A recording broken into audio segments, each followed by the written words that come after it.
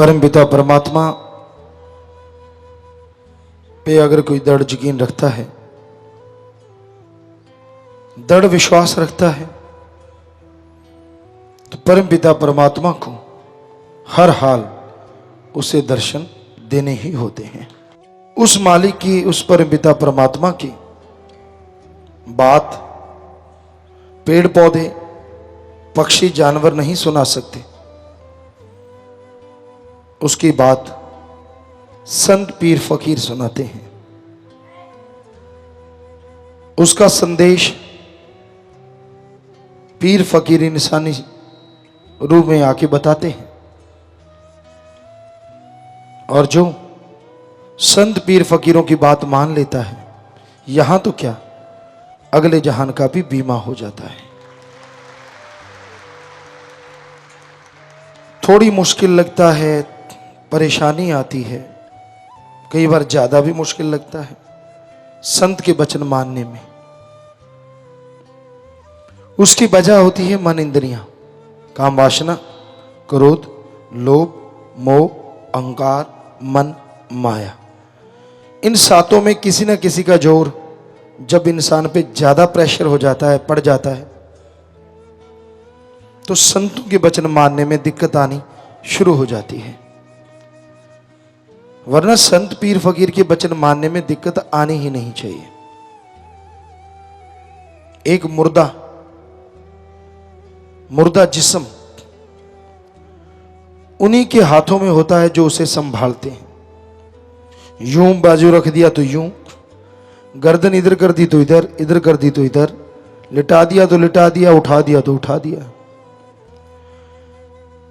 तो जो अल्लाह वाहिगुरु राम के मुरीद होते हैं, मर मिटते हैं अपने अल्लाह पे, वाहिगुरु पे, गॉड पे, राम पे, सतगुरु मौला पे, वो उस मुर्दे के समान हो जाते हैं।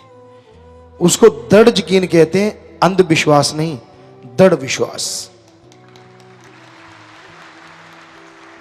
पहले ठोक बजा के देखो, पीर फकीर को आपसे कोई लोभ लालच तो नहीं, आपसे कोई पैसा तो नहीं लेना, आपसे कोई ठगी बेईमानी तो नहीं मार रहे। जब सारी बात सही लगे तो वचनों पे आंख मूंद के विश्वास कर लो। आंख बंद और खुली आंखों में आप हमेशा बहार देखोगे, पतझड़ नहीं आएगा।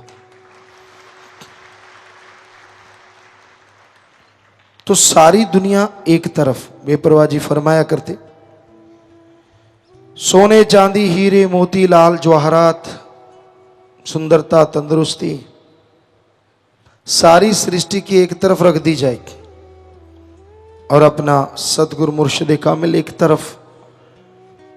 मुरीद से पूछा जाए कि तूने ये सारी त्रिलोकी की दौलत लेनी है, सारा सामान, या अपने पीरो मुर्शिद कामिल को?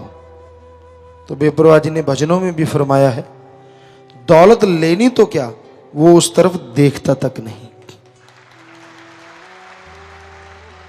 और जिनका ऐसा दृढ़ यकीन होता है, मुर्शिद हमेशा उसे देखता रहता है, चाहे वो देखे ना देखे, लेकिन वो उसे कभी भी आंखों से ओझल नहीं होने देता। और जो अल्लाह वाहिगुरु सतगुरु मौला की आंखों से ओझल नहीं होते, उन्हें अंदर बाहर कोई कमी किसी भी तरह की कभी आती नहीं। तो इसलिए सारी दुनिया एक पासे, मेरा सतगुरु प्यारा एक पासे। ये दृढ़ यकीन के साथ जो कहते हैं, उन्हें अंदर बाहर कमी नहीं रहती। एक होता है सिर्फ कहना, एक होता है पहले 100% अमल करना फिर कहना। तो जो दूसरे वाले हैं, यानी पहले 100% अमल फिर कहना, वाकई मालिक उनसे कभी एक क्षण दूर नहीं होते। और ऐसा कोई क्षण नहीं आता जब उसे सुरूर ना मिले, उसे नजारे ना मिले, लज्जत ना मिले। हर पल हर क्षण लज्जत से, खुशियों से वो माला माल रहते हैं। उनके अंदर बाहर कोई कमी नहीं रहती। तो इसलिए भाई, सतगुरु पीरो मुर्शिद कामिल के वचनों पे अमल किया करो, वचन माना करो, ताकि आपके आने वाले पहाड़ जैसे कर्म कट जाएं। आग जल रही है, अंगारे दहक रहे हैं, बड़े खूबसूरत लगते हैं। एक छोटा सा बच्चा उन अंगारों को हाथ में लेना चाहता है, मुंह में डालना चाहता है। मालिक ना करे कोई ऐसा करे, पर अगर कोई बच्चे को छोड़ दे और वो लुढ़कना जानता हो तो 100% उन अंगारों को उठा लेगा। क्या माँ बाप उन अंगारों को हाथ में लेने देंगे?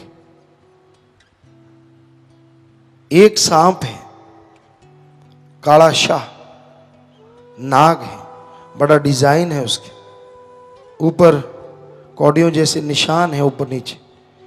एक छोटा सा बच्चा उसके साथ खेलना चाहता है, क्या माँ बाप उसके साथ खेलने देंगे?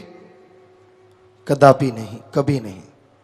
तो उसी तरह गुरु मुर्शिद के लिए अपना मुरीद होता है, एक छोटे बच्चे की तरह। उसे तो दुनियादारी, पैसा, रुपया, सोना, चांदी, औरत, मर्द, पता नहीं क्या क्या पसंद आता रहता है। पर जो उसके लिए घातक है, क्या मुरीद को मुर्शिद कामिल हाथ लगाने देगा? जब माँ बाप नहीं लगाने देते तो गुरु मुर्शिद कामिल तो दोनों जहान का माँ बाप होता है।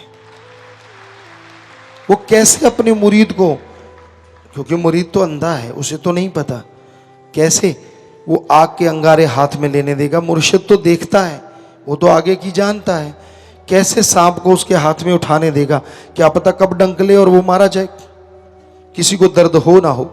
माँ बाप को तो दर्द होगा ना, उसे आने वाले टाइम का पता हो। भाई बहन मित्र को दर्द तो होगा जो आने वाले टाइम के आहट को समझ सके। पर पीरो मुर्शिद कामिल तो आने वाली हर आहट को बहुत पहले ही जानता है कि इस मुरीद पे ये होने वाला है। वो अपने सतगुरु, अपने मौला से प्रार्थना करता है कि उसे सद्बुद्धि दे, विल पावर दे, स्ट्रांग बना। वो कभी भी आपको बुरे कर्मों से जूझने नहीं देता। जितने भी आपके बुरे कर्म संचित या इस जन्म के सेवा सुमन के द्वारा खत्म करवा देता है। तो इसलिए भाई, बचनों पे चलते हुए आप अमल करो, दया में रहमत के हकदार बनो, ताकि अंदर बाहर की खुशियों से माला माल हो। वो तमाम खुशियां मिले जिसकी आपने कभी कल्पना भी ना की हो। वो रहमो करम मिले जिसके बारे में कभी सोचा ना हो।